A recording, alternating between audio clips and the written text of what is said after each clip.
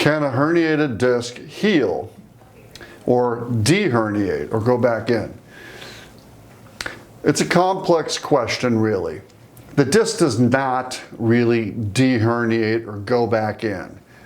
First of all, the disc, if it herniates, is damaged. A disc has an outer ring and a soft inner core that looks like crab meat when we do surgery. If the ring degenerates and tears, the crab meat can herniate out and pinch a nerve or push into the spinal nerves. Now, that herniation does not go back in. However, the disc can resorb, and I will talk about resorption of disc herniations in another video. But in general, discs do not de-herniate or go back in.